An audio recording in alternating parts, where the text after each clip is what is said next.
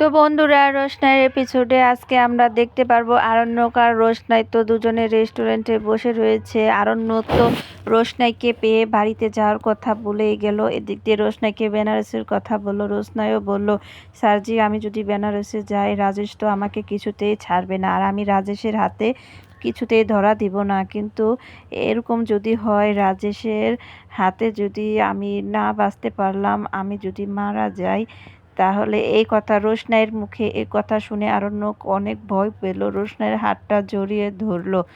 তো রোশনাইয়ের হাত ধরার পরে রোশনাইয়ের একটা অন্যরকম ফিলিংস হলো। তো আরণ্যক আর রোশনাই কথা বলছিল, এদিক দিয়ে রেস্টুরেন্টের লোক এসে বলল, বাহিরে অনেক ঝড় বৃষ্টি হচ্ছে, আমরা রেস্টুরেন্ট তাড়াতাড়ি বন্ধ করে ফেলবো, বাহিরে অনেক বিদ্যুৎ চমকাছে। এই কথা শুনে রোশনাই অনেক ভয় পেল যে স্যারজি আমরা বাড়িতে ফিরবো কিভাবে।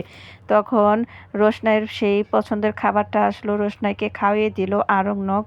তো এই সুযোগে রোশনাই আবার কেকটা বের করে আরণ্যককে দিল কেকটা কাটতে। কেকটা কাটার পরে আরণ্যক রোশনাইকে আগে দিল, রোশনাই না খেয়ে আগে আরণ্যকের মুখে দিল।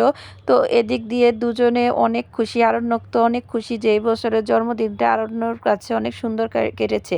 এদিক দিয়ে বাসায় সবাই টেনশন করছে, রোশনাই আর আরণ্যক নিশ্চয়ই একসাথে গিয়েছে, এই কথা বলা বলি করছে। রাত 11টা বাজলে ওরা সিদ্ধান্ত নিবে কি করবে। তো বন্ধুরা, রোশনাইয়ের এপিসোড যদি তোমাদের ভালো লাগে তাহলে একটা সাবস্ক্রাইব করে দিও প্লিজ।